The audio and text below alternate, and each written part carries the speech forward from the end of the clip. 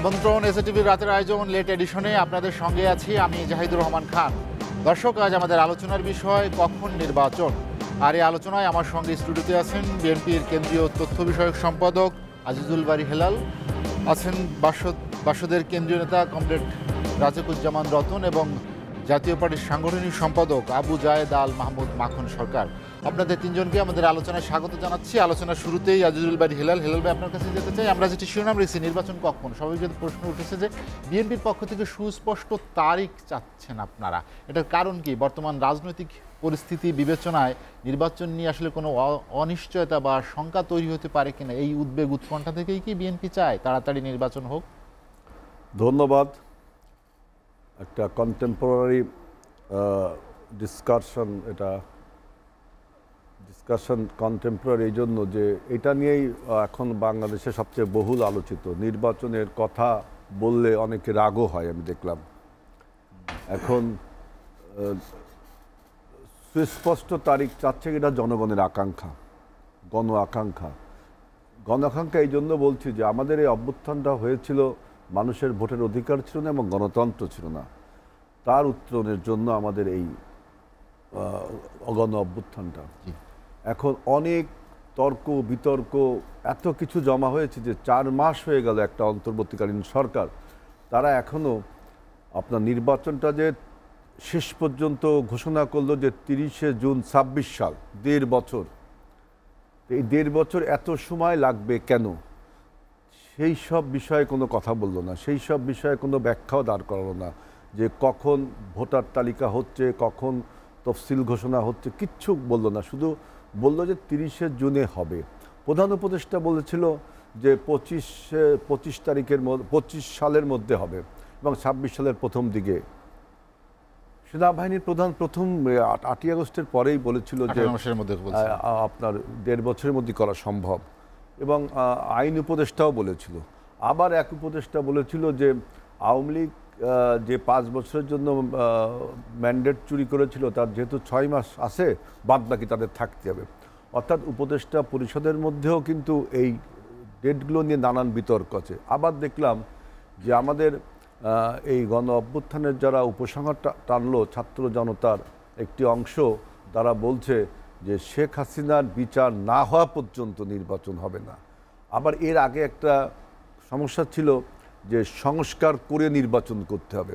অর্থাৎ নির্বাচনের মুখোমুখি অনেক সময় অনেক বাইনারি এসে দাঁড়িয়েছে। নির্বাচন না সংস্কার, নির্বাচন না বিচার, নির্বাচন না স্থানীয় সরকার নির্বাচন আগে হবে, তারপরে নির্বাচন 25শে ডিসেম্বরে না, এরকম অনেক বাইনারি ছিল। এখন যে ডেটটা ঘোষণা করেছে যে 30শে জুন, এটা উপদেষ্টা প্রেস উইংয়ের মনে হয় যে প্রেস উইংয়ের প্রধান শফিকুল আলম উনি মনে হয় ঘোষণা করছে। এখন এই ডেটটা যে কি ঠিক থাকবে, আর ঠিক থাকলেও এত সময় কেন? 1.5 বছরে তো তাকে বলতে হবে যে কী কাজ সে করবে, কারণ সেসব বিষয় পরিষ্কার করতে হবে না আগামী 6 মাসের মধ্যে যেখানে করা সম্ভব। কারণ নির্বাচনের যে সংস্কার কমিটি, তারা 30শে ডিসেম্বর সংস্কারের প্রস্তাব দিচ্ছেন, তাই না? তাহলে আপনি নির্বাচনের ভোটার লিস্টটা হালনাগাদ করতে আপনার 15 দিন থেকে 1 মাসের মধ্যে সম্ভব ভোটার লিস্ট হালনাগাদ করা। আপনি এখন সুতরাং আমি মনে করি 6 মাসেরও কম সময়ের মধ্যে নির্বাচন করা সম্ভব। এখন আপনি 1.5 বছর লাগাবেন কেন? কারণ আমাদের দেখেন 91 সালের যে তত্ত্বাবধায়ক সরকার, তারা কিন্তু 3 মাসের নির্বাচন করেছে। 96 সালের তত্ত্বাবধায়ক সরকার 3 মাসের নির্বাচন করেছে। আপনার 2001 সালের তত্ত্বাবধায়ক সরকার, তারাও কিন্তু 3 মাসের নির্বাচন করেছে। সমস্যাটা শুরু হয়েছে 2008 সালের নির্বাচন থেকে। সেখানে মতলববাজি করে, এবং ওই 2008 সালের নির্বাচন যে একটা দেশবিরোধী ষড়যন্ত্র ছিল, 111 যেটা, তারা 2 বছরের একটা রূপরেখা দিয়েছিল। এবং ওই যে 2 বছর, 3 মাসের জায়গায় 2 বছর লাগালো, এবং তার ফলে একটা 17 বছরের ফ্যাসিবাদ আমরা উপহার পেয়েছিলাম। এই জন্য আমরা বলছি যে এবারে 24-এর গণ অভ্যুত্থানের অলরেডি 4 মাস চলে গেছে। 3 মাসের মধ্যে যেখানে করা সম্ভব, সেই 4 মাস পরে আপনি বলছেন যে 1.5 বছর পরে হবে। তাও এই ডেটটা কিন্তু জনগণ বিশ্বাস করে না, কারণ উপদেষ্টা পরিষদ থেকে বিভিন্ন রকম কথা বলা হচ্ছে। 1.5 বছর কেন লাগবে? আপনার কোনো কিছু তো বাকি নেই। নির্বাচনের জন্য দেশকে প্রস্তুত করা, জনগণ প্রস্তুত রয়েছে, নির্বাচন ব্যবস্থা নির্বাচন কমিশন গঠন করা হয়েছে। এখন ভোটার নাগাদ হাল নাগাদ করা, সেটা আপনার matter of 15 days or 1 month। সুতরাং আমাদের সন্দেহ হয় যে এই সরকার এই যে 1.5 বছর যে টেনে নিয়ে যাচ্ছে তাদের টেনিওরটা, তারপরে আবার এই সরকারের অদক্ষতা এবং অনভিজ্ঞতার ফলে দেশে আজকে কত কিছু সৃষ্টি হয়েছে। প্রথম হলো যে আমাদের যে বিতাড়িত শক্তি, তারা আমাদের দিকে ষড়যন্ত্র করছে, মানে দেশ বিরোধী ষড়যন্ত্র করছে। সেই বিতাড়িত শক্তির আবার দোসররা দেশে রয়ে গেছে, তারাও আপনার আমাদের গণ অভ্যুত্থানকে বিপর্যস্ত করতে চায়। প্রতিবেশী রাষ্ট্র ভারতেরও একটা ষড়যন্ত্র রয়েছে, তাদের মিডিয়া থেকে বাংলাদেশ বিরোধী প্রচার হচ্ছে, আগ্রাসী মনোভাব আছে, অনেক কিছু বলছে। তারপরে আইন শৃঙ্খলা পরিস্থিতি কি ভালো দেশের, আপনি বলেন সরকার কি পারছে আইন শৃঙ্খলা পরিস্থিতি ট্যাকেল দিতে? সবচেয়ে বড় জিনিসটা মানুষের দ্রব্যমূল্য যে ঊর্ধ্বগতি, মানুষের কেনার নাগালের বাইরে, এরকমভাবে যদি আপনি একটা সরকার চলতে থাকে, আপনার ডেঙ্গু মশার আক্রমণ থেকে মানুষকে রক্ষা করে প্রতিদিন মানুষ মারা যাচ্ছে। সুতরাং এরকম একটা যদি নড়বড়ে গভর্নমেন্ট থাকে, তাহলে কিন্তু আমাদের যে গণ অভ্যুত্থান, সেই গণ অভ্যুত্থানের যে চেতনা বা গণ অভ্যুত্থানের ফলাফল বেহাত হয়ে যেতে পারে, যেহেতু সরকারের অদক্ষতা রয়েছে, অনভিজ্ঞতা রয়েছে। এবার এই জন্য বলছি যে তারা এই 1.5 বছর সময়, অতিরিক্ত সময় কেন দিল? তারপরেও আবার বলছে যে শেখ হাসিনার বিচার, দোসরদের বিচার, আরও অনেক প্রসঙ্গ টানছে নির্বাচনকে বাধাগ্রস্ত করবার জন্য। এখন বাংলাদেশের মানুষের কাছে একটাই সমাধান, যে আগামী 6 মাসের মধ্যে নির্বাচন যেখানে করা সম্ভব। কারণ নির্বাচন শুনলে অনেকের মন খারাপ হয়ে যাচ্ছে। আর ভাই, রাজনীতিবিদরা তো নির্বাচনের কথা বলবেই, রাজনীতি মানে ক্ষমতা, আর ক্ষমতা অ্যাচিভ করার ওয়ে হলো নির্বাচনের মাধ্যমে। এখানে তো ইললিগাল বা আনফেয়ার মিন্স করে পেছনের দরজা থেকে ক্ষমতা আসতেছে না, জনগণের সরাসরি ভোটে নির্বাচিত হয়ে মানুষ ক্ষমতা আসবে, এটাই তো স্বাভাবিক। রাজনীতিবিদরা কি নির্বাচনের কথা না বলে সংস্কারের কথা বলবে? সংস্কার তো একটা ব্যাপার, আপেক্ষিক ব্যাপার। এটা তো কোনো অ্যাবসলিউট টার্ম না যে মানে একটা বাধা ধরার নিয়ম যে এইটুক সংস্কার করতে হবে। সংস্কার চলমান প্রক্রিয়া, প্রতিনিয়ত সংস্কার হবে। যেই সংস্কারের কথা আজকে বলা হচ্ছে, সেই সব সংস্কারের কথা আমরা 2016 সালে বলেছি। দেশনেত্রী বেগম খালেদা জিয়া ভিশন 2030 দিয়েছিল। এরপরে আমাদের নেতা তারেক, বর্তমান ভারপ্রাপ্ত চেয়ারম্যান, তিনি 31 দফা সংস্কার করছে। এটা কিন্তু বিএনপির একার 31 দফা না, আমাদের সমমনা যে রাজনৈতিক দলগুলো আমরা যুগপৎভাবে এই অভ্যুত্থানে অংশগ্রহণ করেছিলাম, সেই সমস্ত রাজনৈতিক দলের সম্মিলিত প্রচেষ্টার ফলেই কিন্তু 31 দফা। এবং আমরা বলছি যে 31 দফাও কোনো অ্যাবসলিউট ব্যাপার না, যেটাই এটাকে যোগ বিয়োগ করা যাচ্ছে, আরও যদি কোনো ভালো কিছু থাকে, তাই না? অর্থাৎ সংস্কার প্রক্রিয়া যে বিবর্তনের ধারায় আগে এগিয়ে যায়, একটি চলমান প্রক্রিয়া, সেটাকে আপনি সামনে বারবার এনে যখন দেখলেন যে এটা জনগণের আকাঙ্ক্ষার সাথে মিলছে না, তখন আপনি আনলেন যে স্থানীয় সরকার কি আগে নির্বাচন হবে। এরপরে বলছেন যে সমস্ত বিচার হইতে হবে সমস্ত দোষদের। হ্যাঁ, বিচার তো এটা আমরাও চাই, কিন্তু সেই বিচারকে আপনি একদিনে করতে পারবেন? এই কতদিন লাগবে এইসব বিচার করতে, তাই না? একদম হাইকোর্ট থেকে আপনার অনেক দিন লাগবে। প্রাথমিক একটা রায় হবে, এরপর সেটা চ্যালেঞ্জ করবে হাইকোর্টে, কত দিনের ব্যাপার। আর আপনার এই সরকারের কি সেই সক্ষমতা বা সেই যোগ্যতা বা সেই অভিজ্ঞতা, দক্ষতা আছে? ইতিমধ্যে তো সরকারের জনপ্রিয়তায় ভাটা দেখা দিয়েছে, এবং সরকারের থেকে দেখবেন যে বর্তমান অন্তর্বর্তীকালীন সরকার থেকে আমাদের যারা বিপ্লবে অংশগ্রহণ করছে, আমাদের মধ্যে বিভেদ তৈরি করার একটা প্রক্রিয়া শুরু হয়েছে, যে কে মাস্টার মাইন্ড। তারপরে তাদের নাকি সরকার চালাতে ব্যর্থ হচ্ছে, তারা পারছে না, তারা যে রাজনৈতিক দলগুলো নাকি তাদের ডিস্টার্ব দিচ্ছে। আরে রাজনৈতিক দলগুলো ডিস্টার্ব সরকার টিকতে পারে, আপনি বলেন? তারপরে বলছে যে ডান বাম বিভিন্ন রাজনৈতিক দল তাদের এই সরকার পরিচালনায় ব্যর্থতা করে দিচ্ছে। অর্থাৎ আমাদের বিপ্লবী শক্তির সাথে একটা অনৈক্য তৈরি করে একটা দীর্ঘসূত্রিতার মাধ্যমে তারা কি ক্ষমতায় থাকার কোনো সুপ্ত বাসনা আছে? যে 1.5 বছর এত লং, যার 1.5 বছরে কি করবে সেটাও পরিষ্কার করে বলছে না। অর্থাৎ এই 1.5 বছর কি থাকবে তাও তো আমার মনে হয় না। যেখানে জনগণ চাচ্ছে আগামী 6 মাসের মধ্যে নির্বাচন সম্ভব, এবং মানুষ দেখছে সম্ভব, এটা 6 মাসের মধ্যে, তার আগেই সম্ভব, কিন্তু এই সম্ভবকে তারা অযথা একটা অসম্ভব প্রক্রিয়ার মধ্যে নিয়ে যাচ্ছে। হেলাল ভাই, আমি আপনার কাছে আবার আসবো। কমরেড রাজিকুজ্জামান রতন ভাই, আপনি শুনছিলেন যে হেলাল ভাই বলছিলেন যে তারা 4 থেকে 6 মাসের মধ্যে নির্বাচন করা সম্ভব। এটি বিএনপির শুধু তাগাদা নাকি রাজনৈতিক দলগুলো মনে করে যে এই সময়ের মধ্যে আসলে ভোট করা সম্ভব? ধন্যবাদ। আর প্রশ্নটা শুধু বিএনপির নয়, শুধু রাজনৈতিক দলেরও নয়। একটা গণ অভ্যুত্থান যখন হয় তখন একটা গণচেতনাও থাকে। তো গণচেতনার মূর্ত রূপ হিসেবে দুটো জিনিস থাকে। একটা হলো যারা ক্ষমতায় আছে তাদেরকে সরে যেতে হবে, আর একটা হলো যারা ক্ষমতায় যেমন করে দেশ পরিচালনা করেছেন দেশ আর সেভাবে পরিচালনা করা যাবে না। যেমন আইয়ুব খানের বিরুদ্ধে যখন অভ্যুত্থান হয়েছিল তখন বলা হয়েছিল যে আইয়ুব খানকে সরে যেতে হবে এবং আইয়ুব খানের মতন শাসন আর চলবে না। এই তো আমাদের আকাঙ্ক্ষা ছিল। এরশাদের ব্যাপারেও তাই এবং এবারও তাই। এবারের ব্যতিক্রমটা হয়েছে এরকম যে এই গণ অভ্যুত্থানের পরে প্রধানমন্ত্রী পদত্যাগ করেছেন এবং তিনি দেশ ত্যাগ করেছেন। এবং অদ্ভুত একটা ব্যাপার হয়েছে যে প্রধানমন্ত্রী শুধু পদত্যাগ করেছেন তা নয়, বাইতুল মোকাররমে ইমামও পদত্যাগ করেছেন, ইমামও পালিয়ে গেছেন। তার মানে কি দাঁড়ালো? তার মানে অতীতের যে কোনো অভ্যুত্থানের তুলনায় এই অভ্যুত্থানে জনগণের অংশগ্রহণ যেমন বেশি ছিল, ক্রোধ ছিল বেশি, সাথে সাথে যারা দুর্নীতিগ্রস্ত ছিলেন তাদের নৈতিক ভিত্তিটা এত দুর্বল ছিল যে তারা কেউ আর জনগণের সামনে মুখোমুখি দাঁড়াতে পারেননি। এর মধ্য দিয়ে দুটো জিনিস বেরিয়ে এসছে।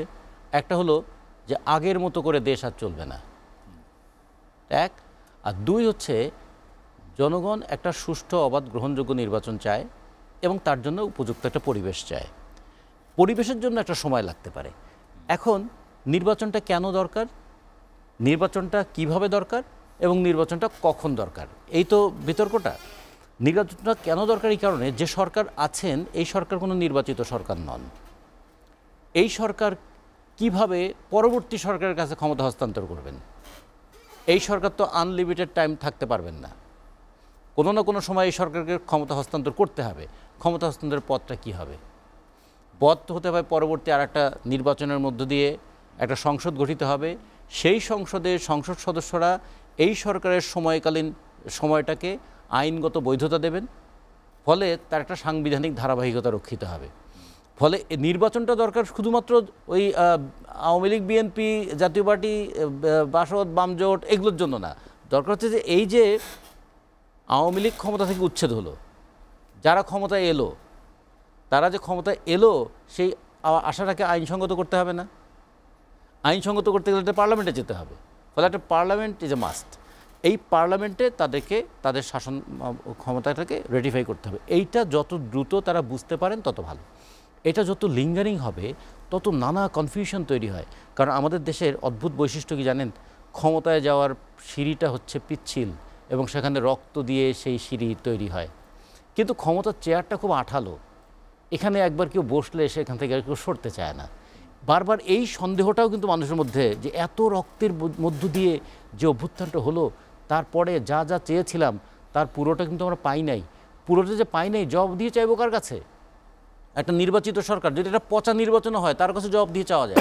আজকে যখন আমরা বলছি যে আওয়ামী লীগ সরকার খারাপ ছিল, কিন্তু আমরা অন্তর্বর্তীকালীন সরকারকে খারাপ বলতে পারছি না এই কারণে, কারণ সে তো বলে আমি তো অন্তর্বর্তীকালীন সরকার।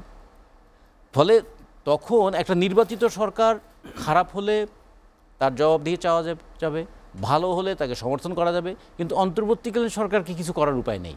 তা সে তো পরবর্তী সরকারের মধ্যবর্তী সময় সে বলবে আমাদের হাতে তো তেমন কিছু করার উপায় নাই। তখন তারা বলেছেন আমরা কিছু সংস্কার করব। সংস্কার কি? নির্বাচনটা যেন আর ম্যানিপুলেটেড না হয়। আমাদের তো নির্বাচনের আমরা বলছিলাম 3M কাজ করতো: মানি, মাসল পাওয়ার অ্যান্ড ম্যানিপুলেশন। ম্যানিপুলেশনটার কারণে দিনের ভোট রাতে হয়ে যেত, অথবা ভোট হয়নি তারপর নির্বাচিত হয়ে যেত, অথবা মনোনীতকেই নির্বাচিত বলিয়া গণ্য করিতে হইবে, এরকম বিষয় আমরা শুনেছি। তো এগুলো থেকে আমরা একটা সুষ্ঠু, অবাধ, গ্রহণযোগ্য নির্বাচনের জায়গায় যেতে চাই। তা সেটা যেতে চাইলে তখন আমাদের নির্বাচনী ব্যবস্থার মধ্যে কোথায় কোথায় লু ফলস আছে। আমরা ধরেন আওয়ামী লীগের শাস্তি আমরা দিলাম, কিন্তু আওয়ামী লীগের 3টা নির্বাচনকে যে নির্বাচন কমিশন সুষ্ঠু, অবাধ বলে ঘোষণা দিলেন, তাদের কোনো দায়বদ্ধতা আছে কি? নির্বাচন কমিশনের দায়বদ্ধতা কোথায়? তারা কি জবাবদিহিতার ঊর্ধ্বে? ফলে যখন কোনো একটা দলকে আমি ফ্যাসিস্ট বলি, তখন আচরণটাকে যখন ফ্যাসিস্ট বলি, সেই দলটা ফ্যাসিস্ট হয়ে ওঠার পিছনে প্রশাসনের ভূমিকা কি, পুলিশের ভূমিকা কি, রাজনৈতিক দলের ভূমিকা কি, নির্বাচন কমিশনের ভূমিকা কি, সবাই কিন্তু হাত মুছে পরিষ্কার হয়ে গেলেন। মানে আমাদের ইংরেজিতে একটা কথা আছে না, victory has many father's but defeat is অরফান। এখন অভ্যুত্থানের পর কত পিতা তৈরি হয়ে যাচ্ছে, কত অভিভাবক তৈরি হয়ে যাচ্ছে, কত উপদেষ্টা তৈরি হয়ে যাচ্ছে, তাই না? কিন্তু এখন যখন শেখ হাসিনা পরাজিত হয়েছেন, শেখ হাসিনা সব দোষ শেখ হাসিনার। তাহলে এখন শেখ হাসিনা কি একা সব করেছিলেন? শেখ হাসিনা কি প্রক্রিয়া করেছিলেন? কোন প্রক্রিয়ায় 2008 সালে যিনি এত ভোট পেয়ে জনপ্রিয় হয়ে নির্বাচিত হলেন, 15 বছরের মাথায় তিনি ফ্যাসিস্ট হিসেবে বিদায় নিলেন? সেই বিষয়গুলো আমাদের বিবেচনা করতে হবে না? এটা যদি না হয় তাহলে পরবর্তী যে কোনো সরকারই একই কাজ করবে। ফলে আমরা এই জন্য বলি, আমরা বাসদের পক্ষ থেকে, বামজোটের পক্ষ থেকে বলেছি যে নির্বাচনটা দরকার সংবিধানের ধারাবাহিকতা রক্ষার জন্য। নির্বাচনটা কিভাবে দরকার? নির্বাচনটা একটা যেন আর আগের মতো ম্যানিপুলেটেড নির্বাচন না হয়, সেইভাবে নির্বাচন হওয়া দরকার। কখন হওয়া দরকার? জনগণের মধ্যে কোনো সন্দেহ দানা বেঁধে ওঠার আগেই নির্বাচনটা হয়ে ওঠা দরকার। ফলে এর জন্য আমরা কি টাইম লিমিটের কথা বলবো? 3 মাস না 2 মাস না 2 মাস 29 দিন, এরকম তো আমরা বলবো না। আমরা বলবো যে কখন আমরা বুঝতে পারবো যে সময়টা পরিপক্ক হয়েছে। এখন যদি কেউ বলে সমস্ত সংস্কার শেষ করে তারপরে নির্বাচন, তাহলে অনেকটা এইরকম হয়ে যাবে। আগের আওয়ামী লীগ সরকার বলেছিল না, আমাদের সামনে দুটো জিনিস দাঁড় করিয়েছিল, উন্নয়ন চান না গণতন্ত্র চান? তো বলছে অধিক মাত্রার উন্নয়ন এবং অল্প স্বল্প গণতন্ত্র। তা অথবা উন্নয়ন হলেও চলবে, গণতন্ত্র না থাকলেও চলবে। এখন আমাদের কাছে আবার সেরকম কানে কিছু শব্দ বাজে, সংস্কার না নির্বাচন। আমরা বলি নির্বাচনের লক্ষ্যে সংস্কার এবং সংস্কার করে নির্বাচন, এই দুটো যেন পরস্পরের পরিপূরক হয়। একটা শেষ করে আর একটা শুরু করবেন এই রকম যেন না হয়। এটা যেন আমাদের একটা ধারাবাহিক প্রক্রিয়া সংস্কার, এবং নির্বাচনটাও যেন একটা গ্রহণযোগ্য নির্বাচনে রূপান্তর। রতন ভাই, আমি আপনার কাছে আবার আসবো। আবু যায়েদ আল মাহমুদ মাখন সরকার, যেটি রতন ভাই বলছিলেন যে সংস্কার এবং নির্বাচন এটি যেন একে অপরের পরিপূরক হয় এবং সংস্কার করেই নির্বাচন সেটি যেন দীর্ঘমেয়াদী না হয়। কিন্তু 5 আগস্টের যে জন আকাঙ্ক্ষা তৈরি হয়েছিল যে একটি ভালো নির্বাচন, ভালো রাজনৈতিক বন্দোবস্ত, সেগুলোর জন্য তো সময় প্রয়োজন, এবং যে সময়ের কথা বলা হচ্ছে সেটি আসলে সেই ধরনের সুষ্ঠু নির্বাচন সম্ভব কি না, বা বিএনপি বা কেন আগে নির্বাচন চাইছে? ধন্যবাদ। 5 আগস্টের যে চেতনা, সেই চেতনা নিয়ে আমরা গোটা জাতি কম বেশি ঐক্যবদ্ধ আছি। দৃশ্যত একটি দল তাদের ইচ্ছা, তাদের স্বেচ্ছাচারিতাকে মানুষের উপর এমনভাবে চাপিয়ে দিয়েছিল গত 17 বছর 16 বছর।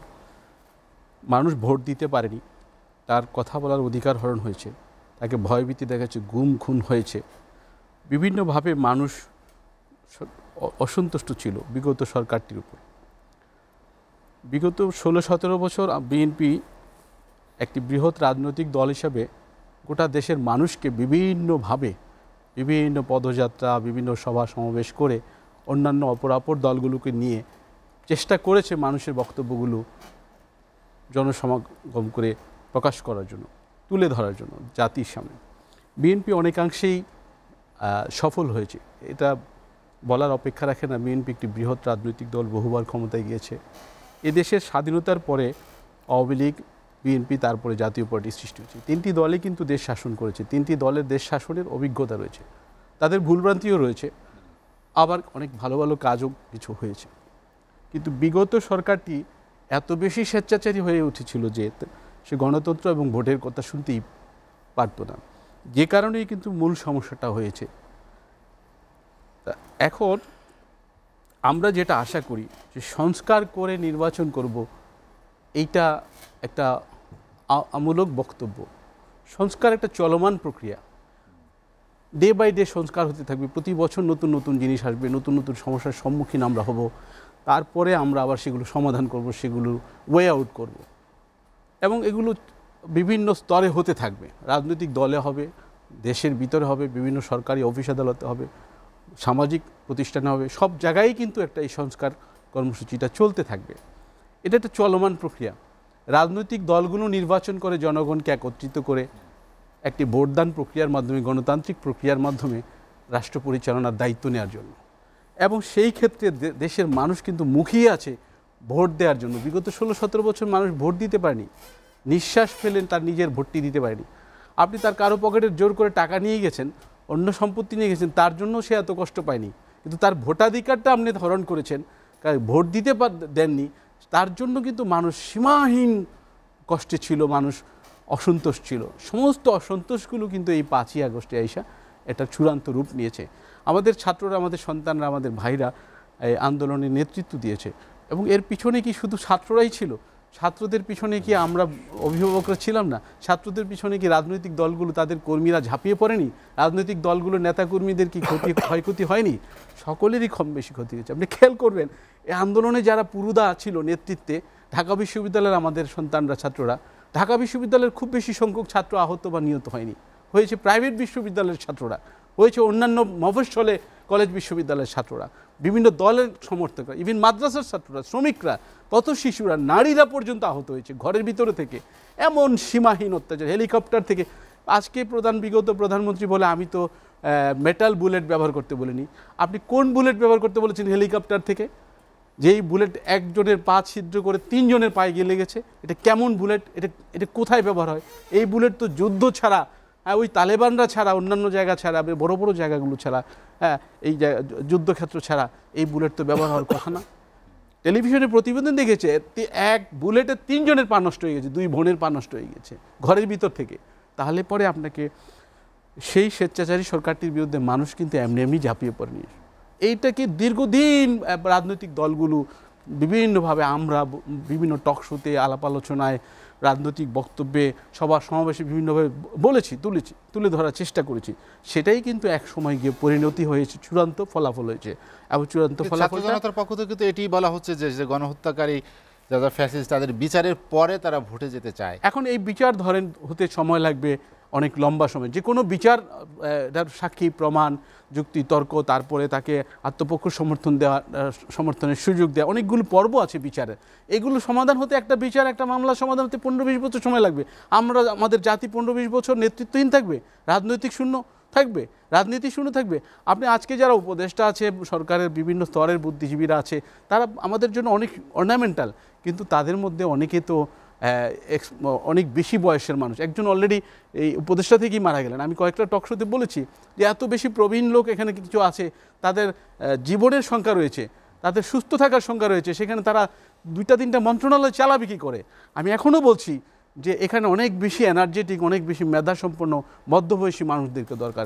প্রয়োজন হলে যদি নির্বাচন করতে দেরি হয়, প্রধান উপদেষ্টা তাহলে জাতির কাছে আরও পরিষ্কার করুক যে আমার আরও 2 বছর সময় দরকার। তাহলে পরে রাজনৈতিক দলগুলোর সাথে আবার ডায়লগ করে সকল দল থেকে সদস্য নিয়ে, যারা একটা জাতীয় সরকার দল একটা সরকার করে, সেই সরকারটার অন্তর্বর্তী সরকারের রূপে আগামী নির্বাচন পর্যন্ত চলবে। কিন্তু যারা চালাচ্ছে তাদেরকে কতটুকু দেশবাসী মানছে, বা তারা কতটুকু প্রশাসন চালাইতে পারতেছে, 18 কোটি মানুষের প্রত্যাশা কতটুকু পূরণ করতে পারতেছে, যেখানে বাজার সীমাহীন, নিত্য প্রয়োজনীয় দ্রব্যের দাম সীমাহীন, সেখানে রসিকতা হচ্ছে। এখানে এমন উপদেষ্টা নিয়োগ হয়ে গিয়েছে, একজন উপদেষ্টা নাটক বানায় এবং তিনি বিগত সরকারের আমলে একটি সিনেমা বানিয়েছেন, সেই তাকে উপহারস্বরূপ এই আন্দোলনের বিপক্ষের চেতনাধারী একজন মানুষকে এনে এখানে উপদেষ্টা বানিয়ে দেওয়া হয়েছে। কিভাবে সম্ভব এগুলো? সুতরাং জাতি হতাশ হয়েছে বিভিন্ন কারণে, বিএনপি সংখ্যার কারণ আছে, আরও বহুমুখী ষড়যন্ত্রের গন্ধ পাওয়া যাচ্ছে। সুতরাং আমার মনে হয় রাজনৈতিক দলগুলোর সাথে এই উপদেষ্টা পরিষদের দূরত্ব না করে সমন্বয় ঘটিয়ে তাদের চেতনা, রাজনৈতিক দলগুলোর চেতনা, তাদের চেতনা প্রায় একই, এটাকে কিভাবে কাছাকাছি রেখে এটাকে ভোটের দিকে নেওয়া যায় এবং এটাকে জনগণের ম্যান্ডেটের দিকে নেওয়া যায়, সেই চেষ্টা করতে হবে। বিরতির পরে আবার আসবো। দর্শক, লেট এডিশনে নিচ্ছে একটা বিরতি, ফিরবো শীঘ্রই, সঙ্গেই থাকুন।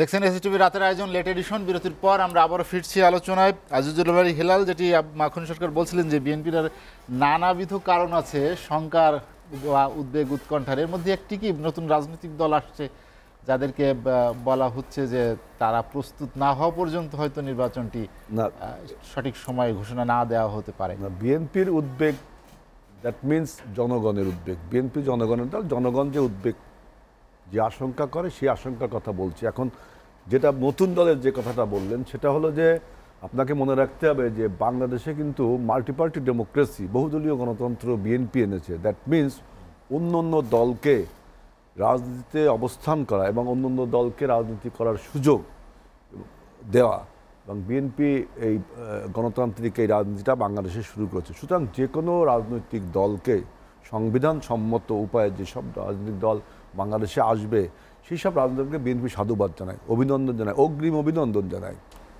আমরা কোনো রাজনৈতিক দল আসে সেটা ভয় কী জন্য হবে আমাদের? আমরা তো আর আওয়ামী লীগের মতো আমি আর দামি নির্বাচন চাই না, আমরা চাই একটা শক্ত প্রতিপক্ষ, তাই না? বাংলাদেশের গণতন্ত্রের শক্তিশালী গণতন্ত্রের জন্য একটি শক্তিশালী সরকার, শক্তিশালী বিরোধী দল, এই তো এই সংখ্যা আমাদের মধ্যে কাজ করে না। এইটা কাজ করে যে আপনি সরকারে বসে, অন্তর্বর্তীকালীন সরকারে বসে আপনি রাজনীতি দল করতে পারেন কিনা, জনগণ কতটা মেনে নেবে, এটা জনগণের বিষয়, এটা আমাদের কোনো বক্তব্য না। আর আপনি সরকারে বসে যখন রাজনৈতিক দল গঠন করবেন, আপনার অর্থের উৎসটাও কিন্তু জনগণ জানতে চাইবে। সুতরাং আপনার এই কর্মকাণ্ড আমাদের বিপ্লবী চেতনাকে অবশ্যই ব্যাহত করবে। দুর্নীতিবাজ শেখ হাসিনা শুধু গণতন্ত্র হরণ করেছিল না, দুর্নীতিবাদ ছিল, সেটাও যন্ত্র সে বিতাড়িত হয়েছে। সুতরাং এরকম কলঙ্ক যেন বাংলাদেশে আর রচিত না হয়। এবার দেখেন যে বিএনপি কেন নির্বাচনটা চাই। আমি তো প্রথমে বললাম রাজনীতি মানে ক্ষমতা, ক্ষমতা গ্রহণের উপায় হলো নির্বাচন। এখন 2008 সালের যে একটা বিরক্তিকর এবং একটা বিস্বাদ দেশবিরোধী যে একটা ঘটনা ঘটেছে, সেই অভিজ্ঞতা থেকে আমরা বলছি যে 2 বছর একটা ফখরুদ্দিন মইনুদ্দিন সরকার থেকে, যদিও তারা 2 বছরের একটা রূপরেখা কিন্তু দিয়েছিল, এটা কিন্তু ঠিক, এই সরকার সেটাও দিচ্ছে না। এবং ওই যে ফখরুদ্দিন মইনুদ্দিন সরকার 2 বছর থেকে বাংলাদেশে একটা 17 বছরের একটা ফ্যাসিবাদ দিয়ে দিয়েছে। আমরা এই সংখ্যা এখনও আবার করি। আর দেখেন যে এই সরকার, ওই যে ভাই বললেন, রতন ভাইও বললেন যে সংস্কারের বিষয়টা, নির্বাচন না সংস্কার, এখন তো এমন অবস্থা দাঁড়িয়েছে মানুষের সামনে, আমাদের চেয়ারম্যান যে কথাটি বলেছে যে সংস্কার না সংসার, কারণ মানুষের সংসার চালানো তো দায়ী হয়ে পড়েছে। যেভাবে নিত্যপণ্যের দাম বাড়ছে, যেভাবে আইনশৃঙ্খলা পরিস্থিতি অবনতি হচ্ছে, যেভাবে অলিগার্কির ফলে আপনার আমাদের বাণিজ্যে আমাদের একটা মুষ্টিমেয় কিছু লোক বাণিজ্য করে যাচ্ছে, সাধারণ মানুষের পকেট কাটছে, তাই না? এই সমস্ত বিষয়ের জন্য আমরা বলছি যে এখন তো মানুষের সামনে প্রশ্ন হবে যে আপনি সংস্কার করবেন না সংসার ঠিক রাখবেন। তো এখন এই সংসার যদি প্রাধান্য দিতে চান, অর্থাৎ জনমানুষের অবস্থানকে যদি ভালো করতে চান, ডলারের দাম কিন্তু ইতিমধ্যে বেড়ে চলেছে, তাই না? আরও ইকোনমিক সূচকে বলা হচ্ছে যে বাংলাদেশের সামনের দিকে খুব ভালো যাবে না, বড় বড় ইকোনমিস্টরা বলছে, আমি ওই আলোচনায় যাচ্ছি না। সুতরাং যদি একটি রাজনৈতিক নেতৃবৃন্দের কাছে ক্ষমতা যায়, তাহলে একটা অ্যাকাউন্টেবিলিটি তৈরি হবে। অন্তর্বর্তীকালীন সরকার, রতন ভাই যেটা বলছেন রাইটটি বলছেন, এতে কোনো জবাবদিহিতা নেই। এটা এদের কাছে আপনি কি কার কাছে তারা জবাবদিহিতা করবে? আপনি দেখেন এই পরিবেশ উপদেষ্টা সৈয়দ রিজওয়ানা হাসান একটা কথা বলছে, কত অপরিপক্ক একটা কথা, যে 53 বছরে কি রাজনৈতিক দলগুলো কোনো সংস্কার করেছে? সংস্কার যদি না করা হতো আপনি উপদেষ্টা হন কি করে, আপনি মন্ত্রী হন কি করে? আমরা তত্ত্বাবধায়ক বা অন্তর্বর্তীকালীন সরকার ব্যবস্থা করেছি, রাজনীতিবিদ্যা বিধায়িত আপনি আজকে মন্ত্রী হয়েছেন, কি করে? আমরা স্বাধীনতার যুদ্ধটা করেছি বিধায়িত বাংলাদেশ স্বাধীন হয়েছে।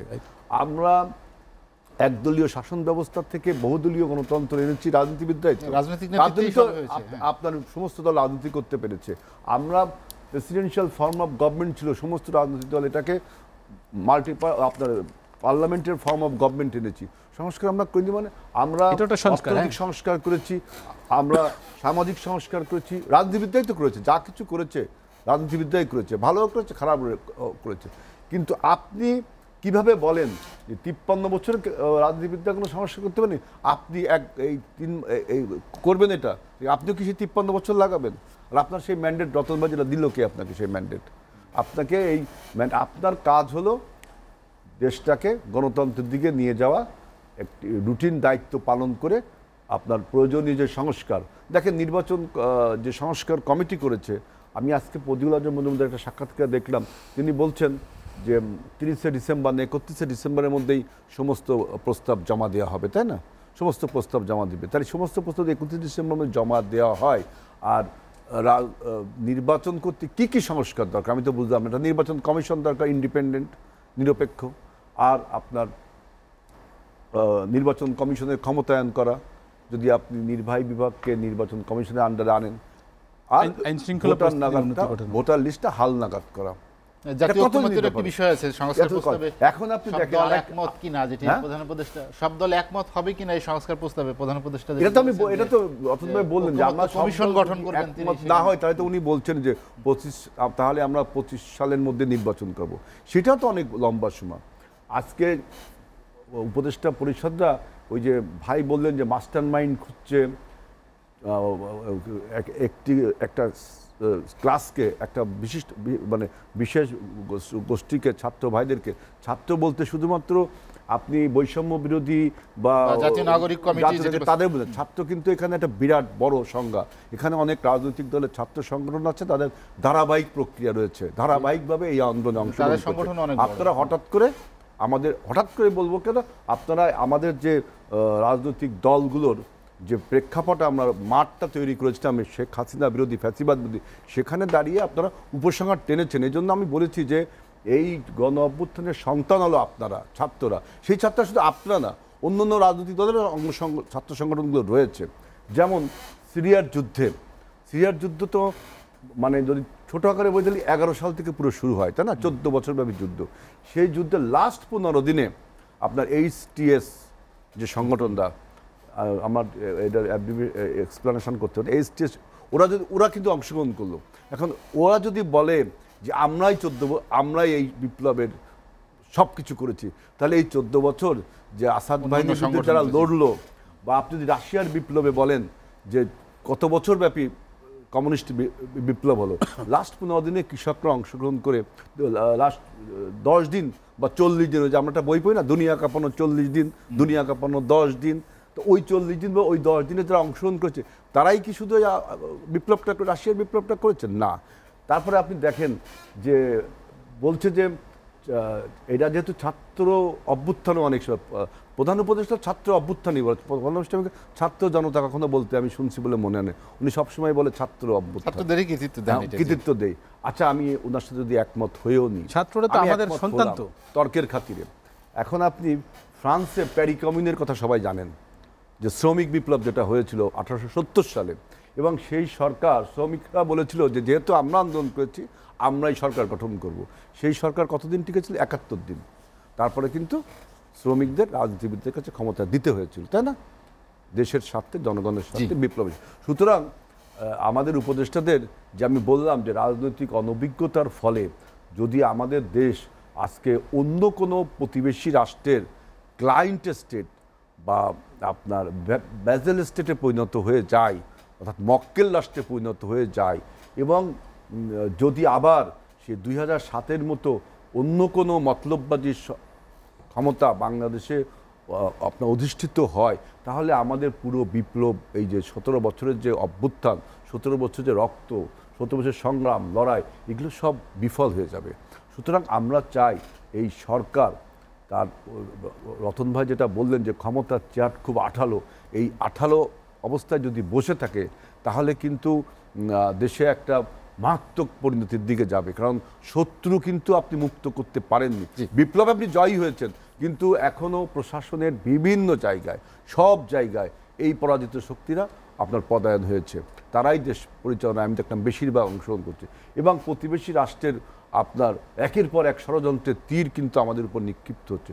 সুতরাং এই অবস্থা থেকে দেশকে সার্বভৌমত্ব ঠিক রাখার স্বার্থে এবং জনগণের যে আপনার সমস্যা, বিশেষ করে দ্রব্যমূল্যের ঊর্ধ্বগতি, মানুষের আইন শৃঙ্খলা পরিস্থিতি, এই জন্য একটি জবাবদিহিতা সরকার মানে রাজনৈতিক নির্বাচন দরকার। হিলাল ভাই, আমি আপনার কাছে আবার আসবো। রাজিকুজ্জামান রতন ভাই যেটি হিলাল ভাই বলছেন যে রাজনৈতিক বাস্তবতা আসলে নির্বাচনটাই এখন মুখ্য কিনা, এটা কি যেমন প্রথম নির্বাচনটা মুখ্য নয়, কিন্তু নির্বাচন হচ্ছে একটা পথ। আমরা যে মানে দরজাটা খুলবো, মানে দরজা খুলে বাইরে যাব, আমাদের উদ্দেশ্য বাইরে যাওয়া, কিন্তু দরজাটা সামনে আটকে থাকলে দরজাটা হচ্ছে তার পথ। সেরকম একটা যদি জবাবদিহিমূলক ব্যবস্থা করতে চাই, নির্বাচন হচ্ছে তার পথ। নির্বাচনটা না হলে কি হবে? তাহলে কি অনির্বাচিত সরকারই থাকবে? তাহলে কি ইচ্ছার সরকার থাকবে? 5ই আগস্টের চেতনা বলতে কি বুঝি আমরা? 5ই আগস্টে কেন হয়েছিল? 5ই আগস্টের চেতনার মধ্যে ছিল যে নির্বাচনটাকে আর প্রহসন করা যাবে না। 5ই আগস্টের মানে সুপ্ত আকাঙ্ক্ষা ছিল এই দ্রব্যমূল্যের অসহনীয় ঊর্ধ্বগতি থেকে মানুষকে রেহাই দিতে হবে, দুর্নীতিটা বন্ধ করতে হবে, টাকা পাচার বন্ধ করতে হবে, ব্যাংক এবং শেয়ার বাজারে লুটপাট হচ্ছে, তার খবর মানুষ দেখছে, এগুলোকে বন্ধ করতে হবে। আর কি, যে মানুষকে অন্তত স্বস্তি দিতে হবে। যে কারণে তো শ্রমিকরা অকাতরে জীবন দিল, শ্রমিকদের নামটা কেউ বলতেই চায় না। আমাদের এখানে ছাত্র, শ্রমিক, জনতা সব মিলিয়ে তো এখন 400-450 উপরে তো শ্রমিক জীবন দিল, অনেক শ্রমিক মারা গেছে। তাহলে এই যে তার মানে তারা কেন রাস্তায় নেমেছিল? তারা কি সব কোটা সংস্কারের জন্য এসেছিল? তারা এসেছিল বৈষম্য বিরোধী চেতনা থেকে। মানে যেখানে সমাজের যেখানেই বৈষম্য, তার বিরুদ্ধে মানুষের ক্ষোভ ছিল। এখন বৈষম্য বিরোধী এই যে লড়াইটা, এই লড়াই পরে যে রাষ্ট্রটা হবে সেটা পরিচালিত হবে কেমন করে? রাষ্ট্র পরিচালনার একটা পদ্ধতি তো লাগবে। সে পদ্ধতিটা কি হবে? যে ক্ষমতাটা কিভাবে পরিচালিত হবে এবং কারা ক্ষমতায় যাবেন। আমি খুব ভালো মানুষ, আমাকে আপনার ক্ষমতা দিতে হবে, অথবা আমার গায়ে জোর আছে, আমাকে ক্ষমতা দিতে হবে, এটা কি কোনো পদ্ধতি হতে পারে? সে কারণে বলেছিল যে আপাত গ্রহণযোগ্য পদ্ধতি কি, মানুষের মতামত নিয়ে আসেন। মানুষের মতামত নেওয়াটাকে তো আমরা নির্বাচন বলি।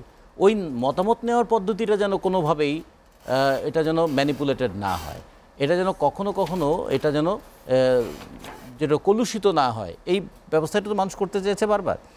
কিন্তু আমরা একটা অদ্ভুত বিষয় দেখছি, কিছু কৃত্রিম বিতর্ক এই সময় তৈরি করা হচ্ছে। কি বিতর্কটা কি? প্রথম বিতর্ক হলো জাতীয় সঙ্গীত নিয়ে। আরে বাবা, এটা কি জাতীয় সঙ্গীত কি আমাদের কোনো ম্যান্ডেটের মধ্যে ছিল? আচ্ছা, তারপরে আসলো কি স্বাধীনতার প্রশ্নটা নিয়ে। দেশটা স্বাধীন না হলে আজকে আমি আন্দোলনটা কিসের জন্য করছি?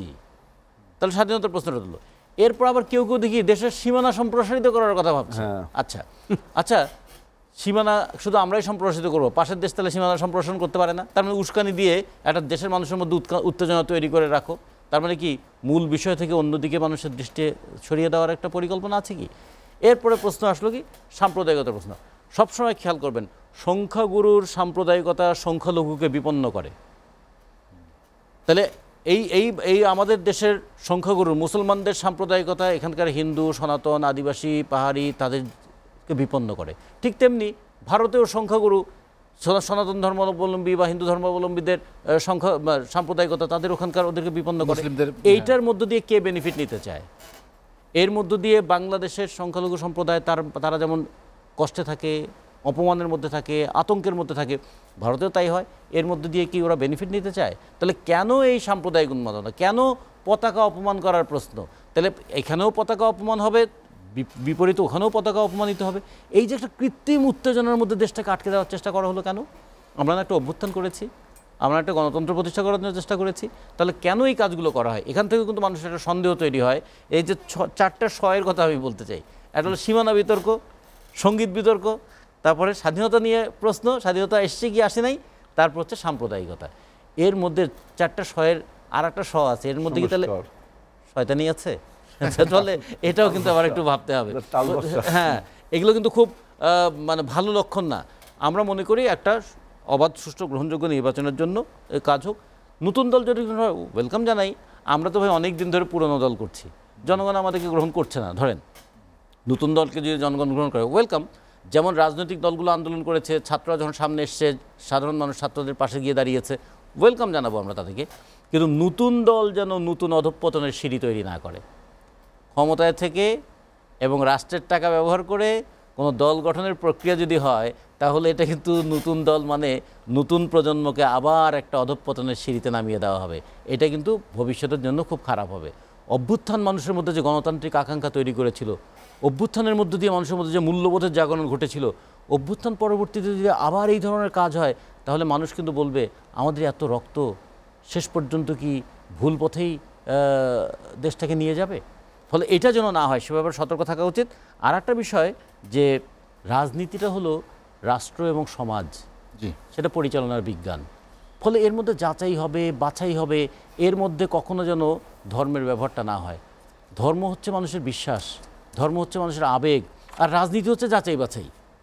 এখন যাচাই বাছাই করে তো ধর্ম নেওয়া যাবে না, ওটা তো বিশ্বাসের উপর থাকতে হবে। কিন্তু যাচাই বাছাই করে আমি এই দল করব না ওই দল করব, আমি দরকার হলে এক দল পরিত্যাগ করে আরেক দলে যেতে পারি, সেরকম করতে পারি। ফলে এই যে আমাদের এখানে রাজনীতিকে কোনোভাবেই যেন এমন জায়গায় নিয়ে যাওয়া না হয়, মানুষ যুক্তি করতে ভয় পায়, মানুষ কথা বলতে ভয় পায়, মানুষ মনের মধ্যে কথা থাকলেও বললে যদি কোনো বিপদ হয় এই জন্য কথা বলবে না, তাহলে তার একটা পাল্টা এবং একটা নেতিবাচক বিস্ফোরণও একসময় ঘটতে পারে। আমরা মনে করি খুব দারুণ একটা সময় এসছে বাংলাদেশে।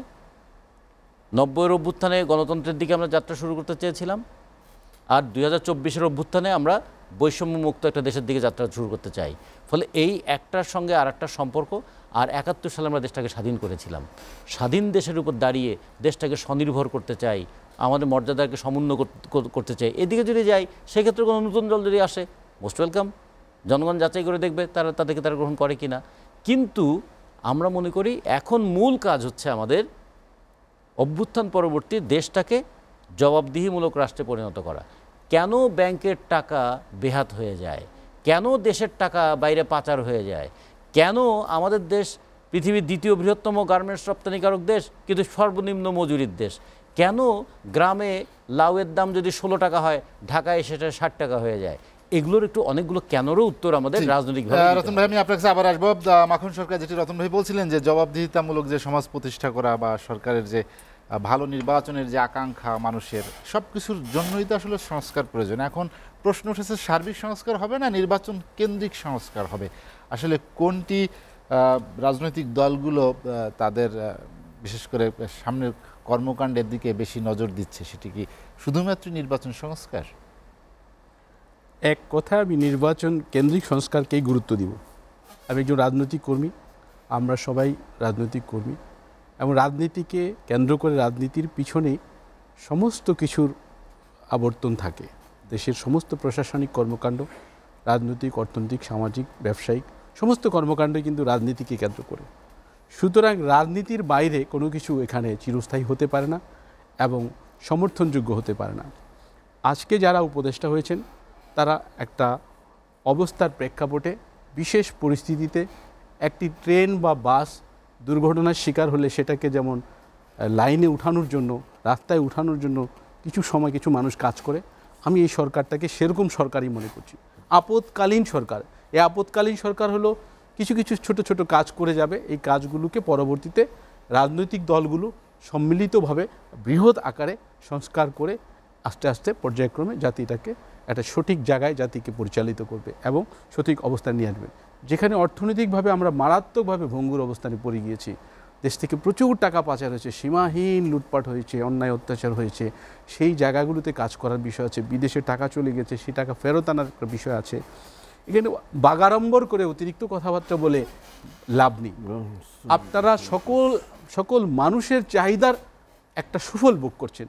মানুষ চেয়েছিল একটা পরিবর্তন, সেই পরিবর্তনটা অনেক সময় নিয়ে হয়েছে, বিভিন্ন কারণে হয়েছে, এবং এর পিছনে অনেক মানুষ রক্ত দিয়েছে, অনেক ছাত্র, শ্রমিক, জনতা, নারী, পুরুষ, শিশু, প্রচুর মানুষ আহত নিহত হয়েছে।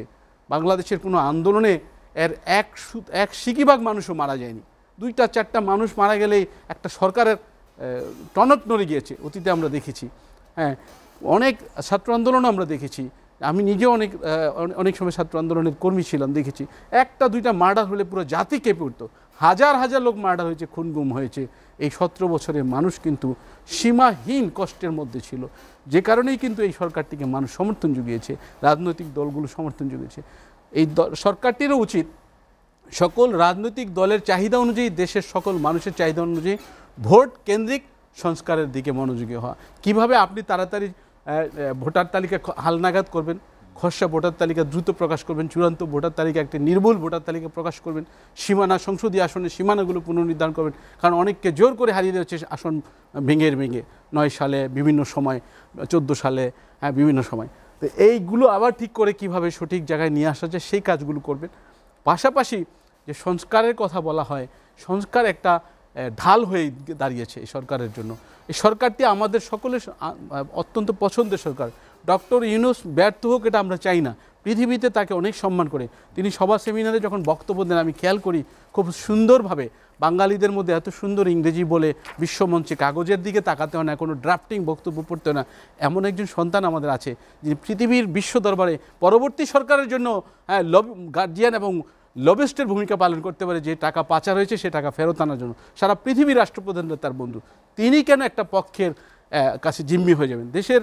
দেশের রাজনীতিকে যারা কলুষিত করতে চায়, দেশের সীমানা নিয়ে যারা কথা বলে, দেশের যারা আজে বাজে কথা বলে, রাজনৈতিক অস্থিরতা তৈরি করার চেষ্টা করে, ইতিমধ্যে রাষ্ট্রপতির ইস্যু, অন্যান্য রাজনৈতিক দল, ইভেন বিএনপি দেখেন, বিএনপির প্রধান প্রতিপক্ষ আওয়ামী লীগ, আওয়ামী লীগ বিএনপিকে সীমাহীন অন্যায় অত্যাচার করেছে, রাস্তায় বেরোতে দেয়নি, মিছিল মিটিং করতে দেয়নি।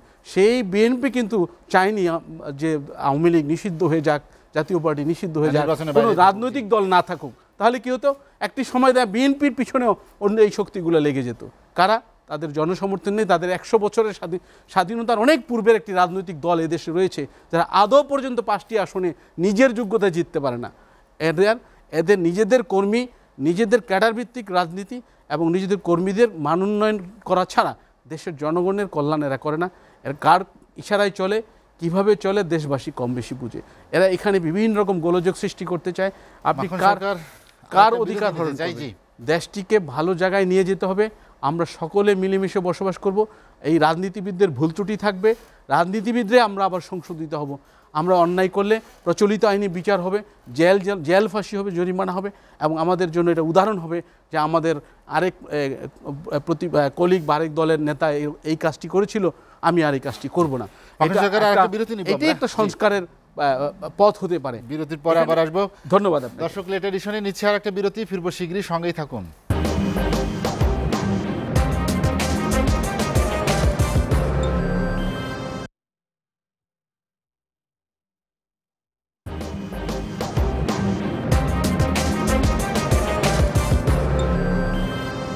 দেখছেন এসএটিভি রাতের আয়োজন লেট এডিশন। বিরতির পর আমরা আবারও ফিরছি আলোচনায়। আজিজুল বারী হেলাল হেলবে।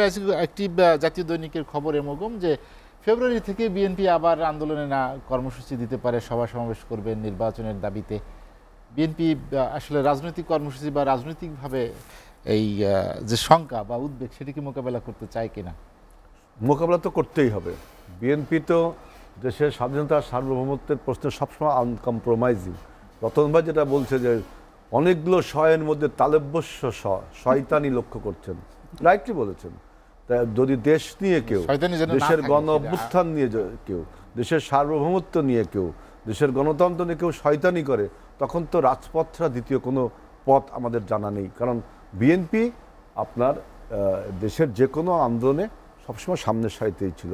সুতরাং শয়তানি যদি কেউ করে আমাদের এই গণ অভ্যুত্থান নিয়ে, আমাদের সার্বভৌমত্ব নিয়ে, তাহলে সেক্ষেত্রে রাজপথের বিকল্প নেই। এখন প্রশ্ন হচ্ছে, দেখেন রাজনৈতিক সরকার কেন প্রয়োজন? রাষ্ট্রবিজ্ঞানের তো আছেই, এখন বাস্তবিক অর্থে দেখেন এই যে শ্রমিক অসন্তোষ, গার্মেন্ট শ্রমিক অসন্তোষ, সরকার তো কোনো চিন্তাই নেই এটা থামানোর, কোনো চিন্তা নেই, কারণ জবাবদিহিতা নেই। আর যদি রাজনৈতিক সরকার হতো আজকে, তাহলে পার্লামেন্টে দাঁড়িয়ে হোক, জনসভায় দাঁড়িয়ে হোক, তাকে জনগণের সম্মুখীন হতে হতো। আজকে মনে করেন সাভার অঞ্চলে বা গাজীপুর অঞ্চলে, নারায়ণগঞ্জে যে সমস্ত গার্মেন্টগুলোতে শ্রমিক অসন্তোষ হচ্ছে, একটা রাজনৈতিক সরকার হলে সেইখানে তাদের রাজনৈতিক সংগঠন আছে না? আমাদের আছে, রতন ভাইদের আছে, আমরা সেখানে স্থানীয় জনগণ সেই শ্রমিক অসন্তুষ্ট কেন তার কারণ সন্ধান করতে পারতো, একটা নিগোসিয়েশনে বসতে পারতো। অর্থাৎ নিগোসিয়েশন করার বা শ্রমিক অসন্তোষকে দমানোর জন্য বা শ্রম দিবসে আলোচনা করে একটা সুন্দর প্রস্তাবনা দিয়ে আমাদের গার্মেন্টস সেক্টরকে উন্নত করবার জন্য, যেহেতু এটা আমাদের রেমিটেন্সের প্রধান অংশ, সবচেয়ে বেশি বৈদেশিক মুদ্রা এই গার্মেন্টস থেকে হয়। সুতরাং রাজনৈতিক দলগুলোর যে ব্যাপ্তি, যত কর্মী বাহিনী, যত ব্যাপ্তি আমি যেটা বলছি, তারা এই শ্রমিক অসন্তোষটাকে সহজেই কিন্তু আপনার এটা প্রশমন করতে পারতো। এখন আপনি বলতে পারেন তাহলে আওয়ামী লীগের আমলে করছে কেন? আমি তো বলছি যে আওয়ামী লীগ তো রাজনৈতিক দল না, আওয়ামী লীগ তো রাজনৈতিক দল হয়ে উঠিনি, এটা আরেকটা আলোচনা। যে আওয়ামী লীগ রাজনৈতিক দল হয়ে উঠিনি বলে আওয়ামী লীগ আমলে এই শ্রমিক অসন্তোষ হয়েছিল। এখন যদি আপনার আজকে যদি কোনো রাজনৈতিক দল ক্ষমতায় থাকতো, তাহলে তো আমি বললাম তাদের স্থানীয় সংগঠনগুলো, সাভার অঞ্চলে বিএনপির বলেন, শ্রমিক সংগঠন আছে, আমাদের ওইখানে এলিট শ্রেণীর লোকজন আছে, অন্য অন্য রাজনৈতিক দল, সবাই মিলে একটা আলোচনা। এদের তো সেই সক্ষমতা নেই, তাই না? এত কর্মী বাহিনী নেই। আপনার তো ওই যে ভাই যেটা বললেন আপৎকালীন সরকার যেটা বললেন, তাই না? সুতরাং এই যে রাজনৈতিক সরকার দল প্রয়োজন, আজকে আপনি শ্রমিক অসন্তোষ ঠিক করতে পারছেন না। তেলের দাম দেখেন যে তেলস্মাতিটা করলো, এখানে যদি রাজনৈতিক দল হইতো তাহলে আপনি রাত্রের বেলা কিছু ওই যে পতিত ফ্যাসিবাদের আপনার যে ব্যবসায়ীরা এখনো রয়েছে, তারা আপনার ঘরে গেল, আপনি তাদের কথায় 8 টাকা বাড়িয়ে দিলেন, কোটি কোটি জনগণের উপরে লিটার প্রতি 8 টাকা বাড়িয়ে দিলেন। আর যদি আপনি রাজনৈতিক সরকার হতেন, আপনি কিন্তু এটা ইচ্ছা করে বাড়াতে পারতেন না। আপনাকে গণশুনানিতে যেতে হতো, আপনাকে পাবলিকের কাছে যেতে হতো, ওই ব্যবসায়ীরা ওই সাহসটাও পেতেন না।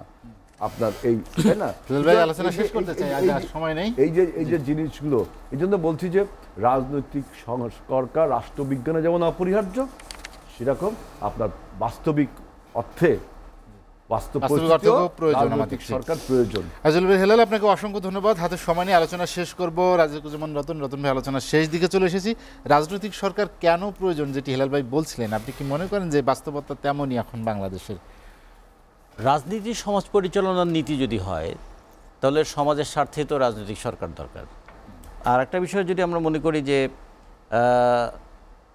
আমরা কখনো যেন এরকম না করি, আগের সরকার যেমন মুক্তিযুদ্ধের চেতনা বলতে বলতে চেতনার বিরুদ্ধে দাঁড়িয়ে মুক্তিযুদ্ধের চেতনাটাকে একটা হালকা কথায় পর্যবেসিত করে ফেলেছিল, ঠিক এই সরকারও, অন্তর্বর্তীকালীন সরকার, সংস্কারের মতো এই কথাটা মানে অতি কথনে এটা যেন আবার মানুষের কাছে একটা হালকা জিনিসে পরিণত না করে। মুক্তিযুদ্ধের চেতনাটাকেও যেন আমরা ধারণ করতে চাই, সংস্কারটাকেও আমরা অব্যাহত রাখতে চাই। এটা যেন কখনো এটা শুধুমাত্র বুলিতে পরিণত না হয়, এটা যেন আমাদের চেতনায় থাকে। সেই জন্য পরিমিতিবোধটাও খুব দরকার।